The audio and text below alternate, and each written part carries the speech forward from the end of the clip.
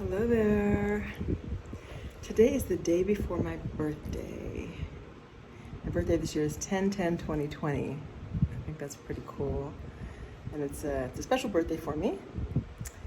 But, so I've been spending the morning kind of relaxing. I have one meeting today, but it's not till this afternoon. So I've been spending the morning just kind of taking it easy finally and just thinking a little bit. And the topic that came up for me today that I have actually been thinking about a bit recently is worth and value, and specifically my worth, my value.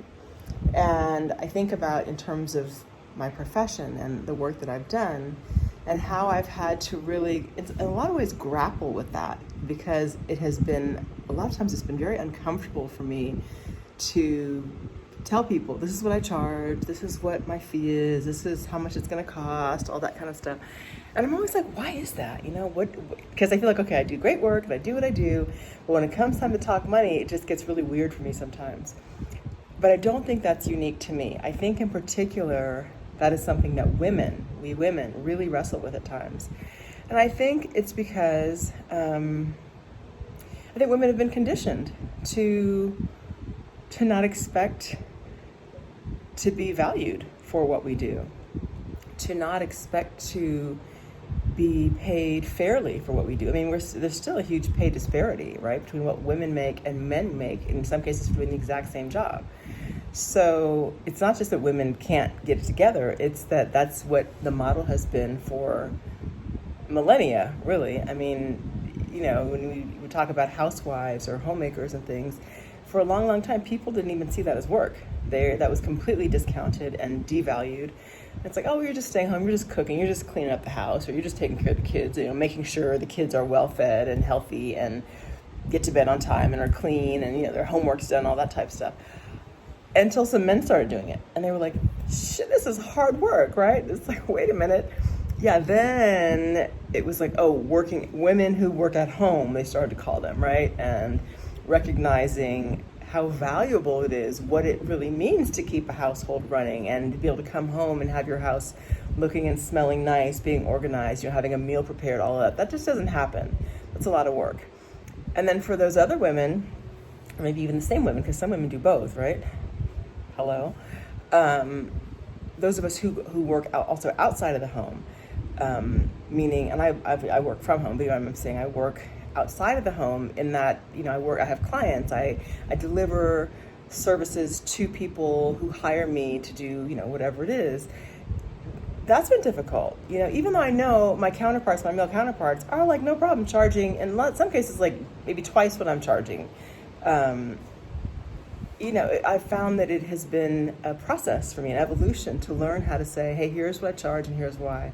I'll tell you a story. When I first started out as a lawyer, this is a long time ago, like some decades ago. Have I been a lawyer for that long? I have. I've been a lawyer for a long time. I didn't know. So I would tell some clients, I would tell them, okay, well, just whatever the work is, tell me what the work is. I'll go and I'll like furiously do the work and make sure I was always nervous about, okay, I want to make sure I do a really good job. I've always wanted to be excellent, make sure I do excellent work. So I would go do the work and then bring it back, deliver it to them, usually like, you know, deliver the document, email, whatever, and then ask for payment. Hello. And of course, I mean, most people paid. I will say most people did pay, but I remember one sneaky, dirty guy, who I believe was like the executive director of a theater company or something, of course, received the document and then I never heard from him again. He never paid me. And so, of course, I quickly realized, oh, wait, that's a faulty business model you're using, Kelly. That doesn't work. So I shifted. Then it was like, you know, half up front, half on delivery. And, you know, it certainly evolved since then. So I have a much better way of handling my affairs, my business affairs. But I'm saying that to say that it is a process, and it wasn't comfortable at all in the beginning for me. Like, I felt like I had to prove, like, do the work, and then it was okay to ask for payment. Whereas, like, you know, that's usually not how it works in business. It's like you got to pay. Well, it depends on what business you're in, I'll say that. But it's perfectly reasonable to expect someone to give you at least something up front as a guarantee, right? A deposit, something up front, before you go and you do all this work and you don't get anything back, or the client for some reason says, no, that's not what I wanted. So ladies, in particular ladies, if you ever have found that you have difficulty speaking about how much your work is worth or getting paid or the value of your services, I think it's important that all of us begin to really practice using our voices and saying, this is what it is, clear, strong, and it's fine for a client to say, well, what does that entail? Like, what am I getting for that? That's fine. And then you tell them what it is, right? And for me, for example, of course, it's my time. It's the value of my expertise after 20 years, whatever, being a lawyer, or whatever business I'm working in. My resources, the fact that I have access because I've been doing certain things for so long, or I, have certain people that I'm in touch with that other people just can't pick up the phone and call someone and say, hey, I need you to do this for me. That's value. That is value. My experience in a particular field or area that other people don't have is valuable. And I think it's fine to explain that to people. I think it's fine that people ask, and I think it's fine that you explain that to them. It's appropriate. So yeah, I guess that's, I don't feel like I'm worried about that, but I definitely have noticed it still sometimes has like little tremors in the background, like, okay, is this going to be okay? And I will say also that what I found is that the clients who are really kind of just not serious, just wanting to kind of get something for nothing or for as little as possible, they fall away very quickly, But those people who are sincere and who are really about doing good business, they're there. They're going to do it. I've had people, for example, with my channel who've written to me and said, hey, I want to pick your brain about some stuff, or can you help me with one thing or another? And, my answer is always like, yeah, no problem. Unless they come off as really weird, and there's been a couple of those, but basically everyone's fine. And most people have said, well, I'm going to offer you something, or like a couple people said, hey, well, when I come to town, I'll take you to dinner, or, whatever. But there's like a recognition that it's my time, it's my energy, it's what I know about being in this town, like specifically, either in this town or in the country itself.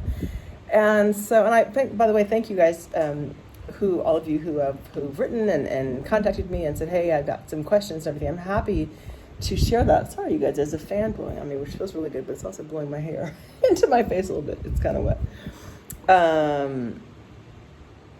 It's just things that I'm still learning so much. I've learned a ton, and I feel really I just feel so grateful to be where I am in my life. I was feeling super grateful this morning, and just taking a moment to just appreciate. Look at this. Okay, so I'm sitting in my bed, just chilling, and let me show you what I'm looking at.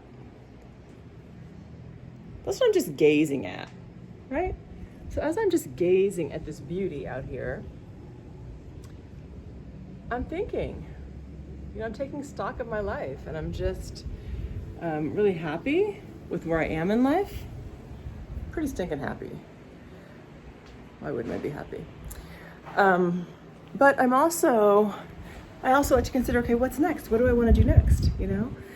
And that might just be, and for me right now, it is kind of like, let me just be really excellent where I am. I don't have to keep going, lifting all the time. I do have other things I want to achieve, but I'm really happy where I am right now. And, but yeah, that topic, that thought about value came up, and worth, and speaking what your worth is and standing on it, and that doesn't mean that it's not negotiable, like a particular rate isn't negotiable. I don't mean that, because I do negotiate my fee sometimes, because I recognize that some people, maybe the means are not there, or they have it in installments. That's a different story. I feel like I'm really flexible with clients. I've got a client in California right now who's out of work, completely out of work. And I've been dealing with her for months now, and I don't know the last time she paid me. As she does, she pays me, but I'm not hammering her or keeping track of how much time we're on the phone. It's I'm not really worried about it. It's it'll come around. And whether it's from her or someplace else. By the way, same thing. Some people have asked me about YouTube, well, how come we can't do super chats anymore? What's going on with your monetization? There's no more ads. Well, the ads are for YouTube's benefit, right? Or for the advertisers. It doesn't really benefit me. The monetization is so little. I'm not really worried about that. But and I put this in my community page today. Basically what happened is that YouTube had a wrong address for me. The country was wrong. And so you can't just go in and change, put my code, my security code or whatever, and change. You have to close down one whole account and give permission for a new account, and the new account has to have permission to receive, and blah. It was a whole thing. And I've been working with them for the longest time trying to get this straight, and it's still not done. But I put in some information. I'll also put in the description box how if you would like to offer something to me for the channel and for my work and for just, whatever you feel in a loving mood that day, there's ways you can do that. Where actually YouTube doesn't get it. It comes straight to me, but so look in the description box, and if you want to find out about that, you certainly can. So thank you also for that. But that's it, you guys. That's my message today. I feel really good. I'm happy. I'm healthy. I'm gonna start going to the gym. My trainer told me yesterday, you need to come 3 days a week. So I'm going to go 3 days a week now, Tuesday, Wednesday, Thursday. And my mission now is to see how good can it get? How good can I look? How healthy can I get? What type of shape can I be in? If I really put my mind to it and like cut out eating some of the stuff I've been eating, even like juices, because when my housekeeper makes juices for me, she often puts sugar in them, because some things are a little bit bitter, and I'm like, okay, reduce the juices, because I don't want all the sugar. So when I talk about value, I don't just mean money or worth. I mean like taking care of myself. How much do I value myself? What am I worth to myself? And different ways that I can honor that. So I just want to share that with you guys. Okay? I think that's it. 10/10/2020 this year. I'm excited, you guys. I mean, it's just a day, but I think it's nice to have one day where we really kind of honor ourselves. So I'm going to do that. Stay tuned. I think I'm going to live stream it, at least some of it, and let you guys take a peek. All right. Bye.